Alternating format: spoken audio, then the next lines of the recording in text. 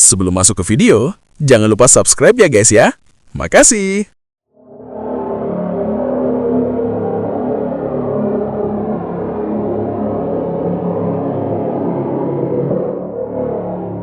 Bayangkan Paris pada fajar abad ke-19. Cahaya pagi menyelinap melalui sela-sela bangunan klasik, menciptakan emas muda yang lembut. Kota masih sepi, tetapi tidak untuk lama. Dalam beberapa jam, jalanan akan dipenuhi oleh gemerincik roda kereta, suara kaki yang berlipat ganda, dan energi modern yang tidak pernah tidur. Tetapi di saat-saat awal ini, di celah antara malam dan siang, ada sesuatu yang mistis terjadi. Inilah Paris, tempat lahirnya revolusi artistik yang akan mengubah cara kita melihat dunia selamanya. Bukan revolusi dengan senjata atau manifesto politis, tetapi sesuatu yang lebih intim, lebih dekat pada jiwa kita. Revolusi tentang cara menangkap momen. Revolusi tentang cahaya. Impresionisme bukan sekedar gerakan melukis. Ini adalah cara baru untuk melihat, cara baru untuk merasakan, cara baru untuk mengucapkan kebenaran yang tidak terlihat oleh mata akademis tradisional. Ini adalah pengakuan radikal bahwa realitas bukan sesuatu yang tetap dan permanen, tetapi sesuatu yang berubah setiap detik, setiap hembusan angin, setiap perubahan posisi matahari. Impresionisme mengatakan realitas itu cair dan kami akan menangkapnya. Ketika seorang seniman melihat tepi bukit yang tertutup salju, dia tidak menggambar bentuk yang perfekta dan abstrak. Dia melihat bagaimana cahaya pagi memecah bayangan ungu di lembah. Dia melihat bagaimana warna biru dan merah berpadu dalam bayangan, menciptakan harmoni yang tidak ada di palet warna akademis. Dia melihat saat itu, kesan sesaat, dan dia menangkapnya di kanvas sebelum hilang selamanya. Bersama Bom Seni, mari kita mengulas bagaimana lahirnya impresionisme.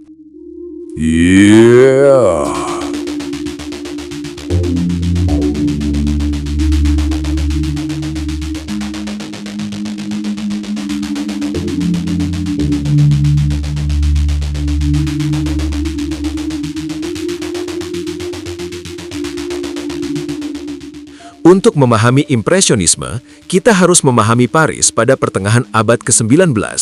Ini adalah kota yang sedang mengalami metamorfosis yang belum pernah terjadi sebelumnya. Industri telah tiba dengan kereta uap dan pabrik. Jutaan orang berpindah dari desa ke kota, mencari pekerjaan, membawa harapan, dan sering membawa keputusasaan. Paris tidak lagi sekadar ibu kota Prancis, ia menjadi simbol modernitas itu sendiri. Antara tahun 1853 dan 1870, seorang visioner bernama Baron Haussmann melakukan sesuatu yang belum pernah terjadi sebelumnya. Ia menghancurkan Paris untuk membangunnya kembali. Ribuan bangunan berabad-abad digulingkan. Jalan-jalan sempit dan gelap yang menguntungkan pemberontakan dihapus dan diganti dengan boulevard yang luas, lurus, dan terang. Untuk pertama kalinya dalam sejarah Paris, cahaya matahari menyinari jalan-jalan utama. Taman-taman baru bermunculan, sistem pembuangan limbah modern dibangun.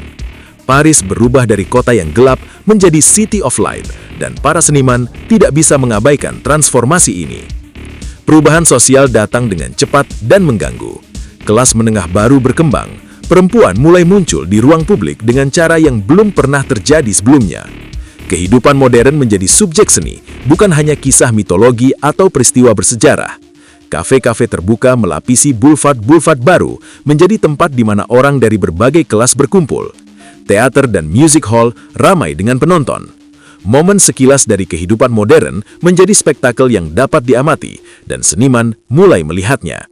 Tetapi ada hal lain dalam drama ini, fotografi. Penemuan kamera di pertengahan abad ini menciptakan krisis eksistensial bagi pelukis. Jika mesin dapat mereproduksi realitas dengan sempurna dan cepat, apa gunanya seorang pelukis yang menghabiskan berbulan-bulan menciptakan reproduksi yang akurat dari sebuah adegan? Pertanyaan ini memaksa seniman untuk bertanya pada diri mereka. Apa yang bisa dilakukan oleh tangan dan jiwa seorang seniman yang tidak bisa dilakukan oleh lensa mekanis? Jawaban mereka akan mengubah seni selamanya. Saat bersamaan, teknologi membawa kabar gembira. Tabung cat yang dapat diisi sebelumnya telah ditemukan dan diproduksi massal. Untuk pertama kalinya, seniman dapat membawa palet warna yang sudah siap keluar dari studio. Mereka dapat membawa kanvas, kuas, dan cat mereka ke alam terbuka. Mereka tidak lagi terikat pada meja kerja dan cahaya buatan. Dunia terbuka, dan mereka siap untuk melukis dunia itu.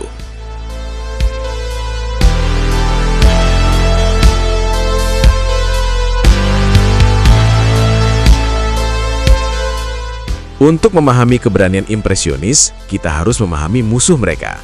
Akademi Seni di Paris bukan sekedar institusi pendidikan, ia adalah gatekeeper absolut dari keberhasilan artistik. Setiap tahun, Salon, pameran seni resmi yang disponsori pemerintah, mengundang ribuan seniman dari seluruh Eropa untuk menampilkan karya mereka. Namun, juri Salon sangat selektif, bahkan kejam. Dari ribuan pengajuan, hanya beberapa ratus yang diterima. Dan di antara yang diterima, hanya beberapa yang mendapat penempatan baik, penjualan, dan komisi pemerintah yang menjamin kesuksesan finansial. Kriteria Salon sangat tegas. Seni harus menampilkan subjek mulia, mitos, sejarah, agama, atau potret orang-orang penting. Lanskap dianggap inferior, dan kehidupan sehari-hari biasa hampir tidak dihitung. Setiap pelukis harus mengikuti aturan komposisi yang telah ditetapkan selama berabad-abad. Garis-garis harus jelas dan terdefinisi dengan baik. Cahaya harus ideal dan konsisten, bukan efek cahaya alami yang berubah-ubah. Penggunaan warna harus halus dan harmonis menurut standar akademis. Pekerjaan harus selesai dan sempurna, tanpa jejak kuas yang terlihat, tanpa goresan yang terlihat, tanpa ketidaksempurnaan apapun. Pada tahun 1863, pemerintah Prancis menciptakan Salon des Refuses, pameran khusus untuk karya-karya yang ditolak oleh juri Salon. Keputusan ini secara tidak sengaja membuka pintu bagi revolusi seni. Ketika publik Prancis melihat karya-karya penolakan ini, mereka melihat sesuatu yang segar, berani, dan mengejutkan. Mereka melihat Le Déjeuner sur l'Herbe oleh Edouard Manet, wanita telanjang yang bukan dewi klasik, tetapi wanita modern dalam pakaian modern, duduk bersama pria berpakaian dalam lanskap yang sederhana. Skandal itu luar biasa, tetapi pintu telah terbuka. Dengan terbukanya pintu, pelukis-pelukis muda mulai menyadari sesuatu. Mereka tidak perlu salon. Mereka tidak perlu juri yang berpikiran sempit. Mereka bisa mengorganisir pameran mereka sendiri, menunjukkan karya mereka kepada publik secara langsung, dan menemukan pembeli yang menghargai keberanian mereka. Dan itulah yang mereka lakukan.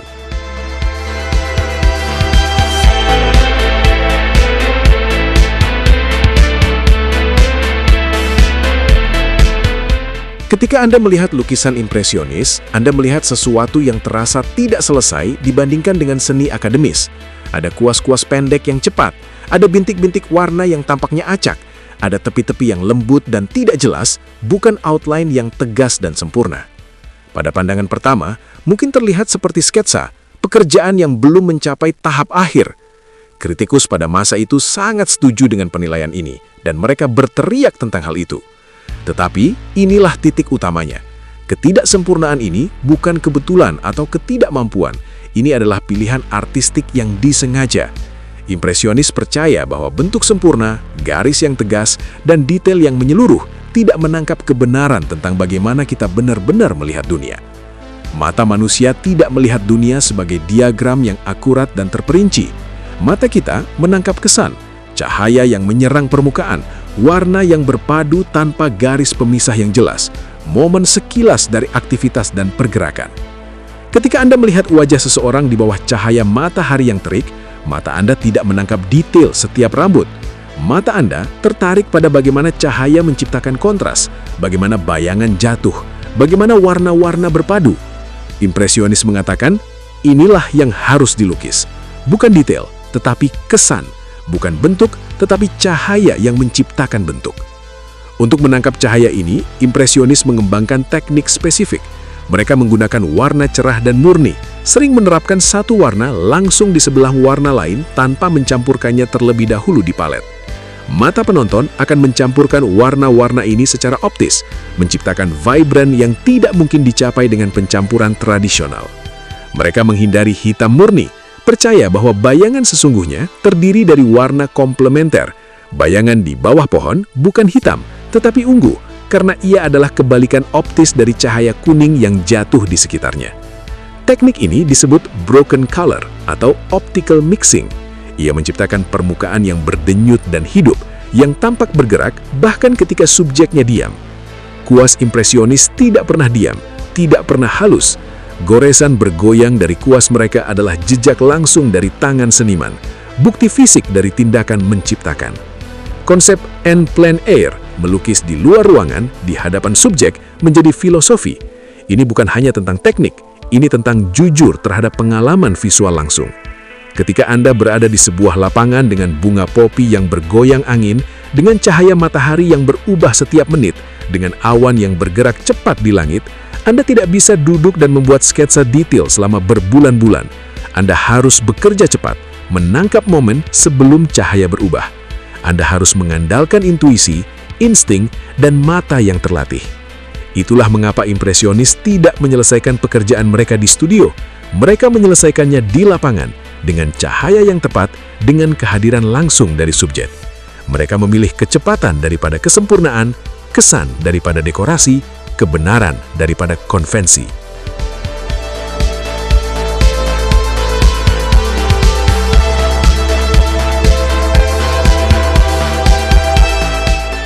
Claude Monet adalah jantung impresionisme.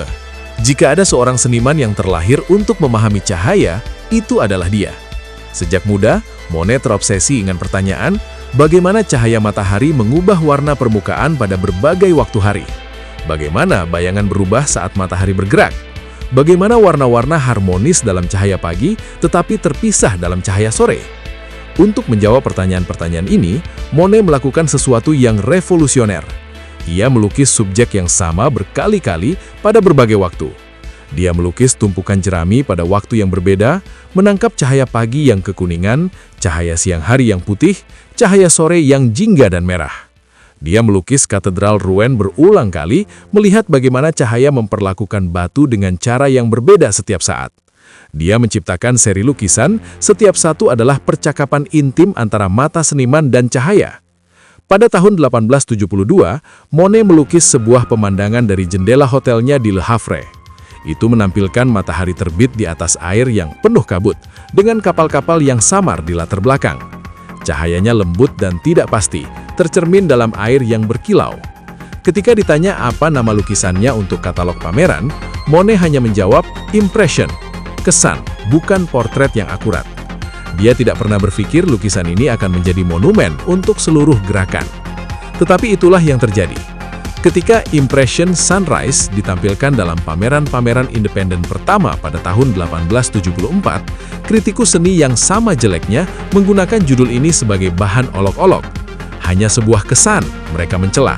Pekerjaan itu belum selesai. Ini sketsa doang, bukan lukisan. Mereka tidak menyadari bahwa mereka sedang mendefinisikan gerakan yang akan dicintai dan disanjung dalam sejarah seni. Monet terus bekerja tanpa lelah, menciptakan series setelah series, poppy fields yang bergoyang dalam angin, teratai yang mengapung di kolam pribadinya di Giverny. Pada akhir hidupnya, ia menderita katarak yang membuat warna di matanya bergeser. Dia melukis Nymphaeas dengan warna-warna yang semakin abstrak, menciptakan dunia air dan cahaya yang hampir non-representatif. Setiap goresan adalah pemahaman mendalam tentang bagaimana cahaya hidup, bagaimana ia berubah, bagaimana ia membawa kehidupan ke dunia. Jika Monet adalah komposiser simfoni cahaya, Edgar Degas adalah koreografer gerakan manusia. Sementara impresionis lainnya sedang melukis landskap pedesaan dan air yang tenang, Degas mengisi studionya dengan gambar-gambar penari balet. Dia menghabiskan ribuan jam di ruang latihan dan backstage Palais Garnier, melihat gadis-gadis muda berlatih gerakan yang sama berulang kali. Tetapi apa yang menarik Degas bukan keindahan tradisional dari balet, itu adalah gerakan, mekanisme tubuh manusia bergerak melalui ruang. Dia ingin menangkap momen-momen yang tidak pernah dilihat audiens di kursi mereka. Penari yang menyesuaikan sepatu mereka, seorang guru yang mengkritik postur, penari yang menunggu di sayap panggung dengan ekspresi bosan atau lelah. Dia merebut kebenaran di balik ilusi. Degas menggunakan perspektif yang radikal. Dia melukis dari atas, dari samping, dari sudut-sudut yang tidak terduga. Dia memotong figur-figurnya pada tepi kanvas, seolah-olah pemandangannya ditangkap secara acak oleh mata yang bergerak. Influence fotografi dan seni Jepang terlihat jelas dalam karya-karyanya. Ada asimetri yang berbicara tentang modernitas, kepergian dari komposisi seimbang yang diajarkan di akademi. Meskipun dia pameran bersama pelukis impresionis lain, Degas sendiri tidak sepenuhnya menerima label itu. Karyanya lebih suka disebut realis. Dia melukis kehidupan modern yang keras, bukan lanskap, tetapi interior yang terang dengan cahaya buatan, kafe yang dipenuhi asap, working houses. Namun visinya tentang modernitas sama dalam semangat dengan impresionis lainnya. Dia menangkap momen sekilas dari kehidupan kontemporer dengan kejujuran yang brutal dan keindahan yang aneh. Renoir membawa sesuatu yang berbeda ke dalam impresionisme, sensualitas. Sementara Monet menyelam ke dalam fisika cahaya dan Degas menganalisis mekanika gerakan, Renoir melukis kegembiraan sosial dan keindahan tubuh manusia. Dia melukis makan siang di tepi sungai, perempuan muda yang tertawa, portret yang membuat Anda ingin mengenal orang itu. Namun keindahannya bukan keindahan kuno yang ideal. Ketika Renoir melukis wanita, mereka adalah wanita modern, dengan cahaya yang menyentuh kulit mereka dengan cara yang realistis. Dia menggunakan warna impresionis yang cerah dan broken brushwork, tetapi dengan sentuhan yang lebih lembut daripada Monet, lebih hangat daripada Degas. Lukisan-lukisannya berbicara tentang momen kebersamaan, keintiman sosial, dan kesenangan hidup. Camille Pissarro adalah satu-satunya seniman yang muncul di 8 pameran impresionis. Ini mengatakan sesuatu tentang komitmennya terhadap gerakan. Dia tidak terkenal seperti Monet atau Renoir, tetapi rekan-rekan senimannya menghormatinya secara mendalam. Paul Cézanne menyebutnya First Impressionist. Pissarro adalah maestro lanskap. Dia melukis pedesaan sekitar Paris, desa-desa kecil, ladang yang sedang dipanen, jalan perdesaan. Lebih dari itu, dia melukis orang-orang yang bekerja di lanskap ini, petani, perempuan yang membawa air, anak-anak yang bermain. Dia menunjukkan bagaimana manusia dan alam berpadu bersama dalam dunia yang harmonis dan demokratis. Tidak ada hierarki dalam lukisan-lukisannya antara figur dan latar belakang, antara manusia dan tanah. Pissarro juga menunjukkan evolusi yang paling jelas dari tradisional ke impresionis ke post-impresionis. Perlahan-lahan warnanya menjadi lebih cerah, lebih murni. Pada akhirnya, dia bahkan bereksperimen dengan pointillisme, titik-titik kecil warna yang menciptakan gambar ketika dilihat dari jarak jauh. Namun di sepanjang perjalanan ini, dia tetap setia pada visi impresionis tentang jujur terhadap pengalaman visual dan komitmen terhadap kehidupan kontemporer.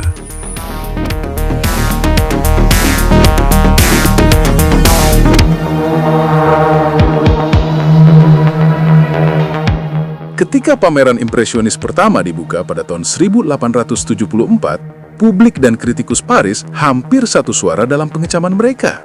Mereka tidak hanya mengatakan bahwa lukisan-lukisan itu buruk, mereka mengatakan bahwa lukisan-lukisan itu bukan seni sama sekali.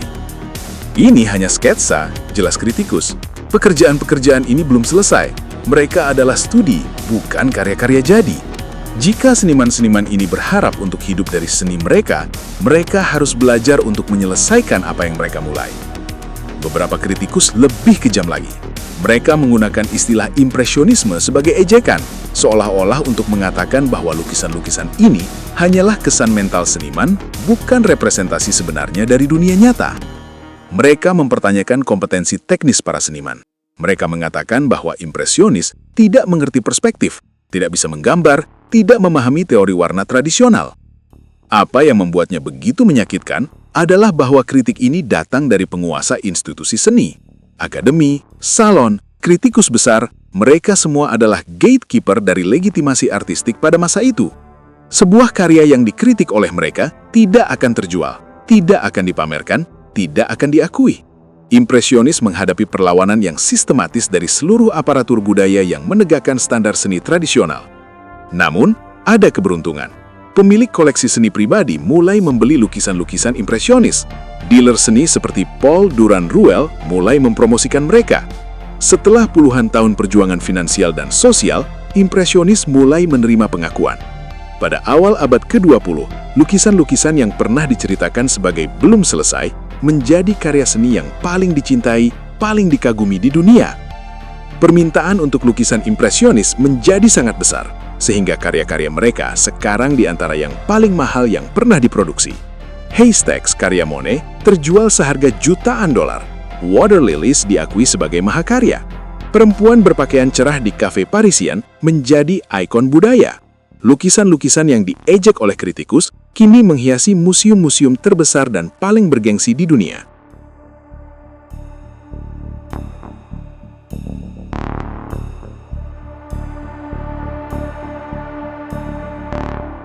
Impresionisme tidak hidup selamanya dalam bentuk aslinya. Seiring seniman-seniman itu berkembang, visi mereka berevolusi. Pada pertengahan 1880-an, beberapa seniman mulai merasa bahwa impresionisme dengan fokusnya yang eksklusif pada cahaya dan warna telah mencapai batasnya. Mereka ingin kembali ke struktur, bentuk, dan subjek yang lebih ambisius. Mereka ingin melukis dari imajinasi mereka, bukan hanya dari mata mereka. Gerakan baru muncul, post-impresionisme. Paul Cézanne yang telah melukis dengan impresionis mulai menganalisis struktur geometris di balik dunia visual. Dia ingin membuat impresionisme menjadi sesuatu yang solid dan tahan lama seperti seni dari museum. Dia melihat silinder, bola, dan kerucut di alam, dan dia berusaha untuk mengungkap orde matematis di balik penampilan yang berubah-ubah. Pendekatan Cézanne akan menginspirasi kubisme. Vincent van Gogh mengambil warna murni dan brushstroke broken dari impresionisme, tetapi mengubahnya menjadi sesuatu yang lebih ekspresif, lebih emosional. Goresan-goresannya bergerak dan menggelegak. Warna-warnanya dipilih bukan untuk akurasi, tetapi untuk dampak emosional. Dia melukis Starry Night bukan karena ingin mengabadikan bagaimana langit benar-benar terlihat, tetapi karena dia ingin mengekspresikan kedalaman ruang dan keajaiban kosmos seperti yang ia rasakan secara emosional. Paul Gauguin menolak seluruh premis impresionisme. Mengapa melukis dari alam ketika Anda bisa melukis dari imajinasi? Dia meninggalkan Prancis, membayar kehidupan tradisional modern dan berlayar ke Tahiti untuk mencari seni yang segar. Dia menciptakan lukisan-lukisan yang berdenyut dengan warna-warna cerah, tetapi yang disusun menurut komposisi yang jauh lebih formal dan dekoratif daripada apapun yang telah dikatakan impresionis. Georges Seurat menggabungkan impresionisme dengan teori warna ilmiah. Dia mengembangkan teknik yang disebut pointillisme, di mana seluruh lukisan terdiri dari titik-titik kecil warna murni yang menciptakan gambar ketika dilihat dari jarak jauh. Ini adalah impresionisme yang dianalisis, dipikirkan dengan matang, diterapkan dengan presisi matematis. Namun di semua post-impresionis ini, Anda dapat melihat warisan impresionisme. Mereka semua menggunakan warna cerah dan murni. Mereka semua tertarik pada bentuk-bentuk baru melihat dan merepresentasikan. Mereka semua telah dibebaskan dari standar akademis melalui contoh impresionis. Impresionisme tidak berakhir pada tahun 1886. Ia berevolusi, bercabang, menciptakan ekosistem artistik baru yang terus bergerak hingga hari ini.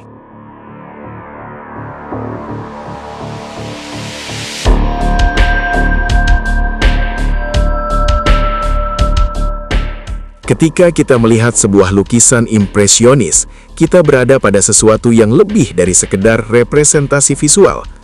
Kita berada di wilayah filsafat.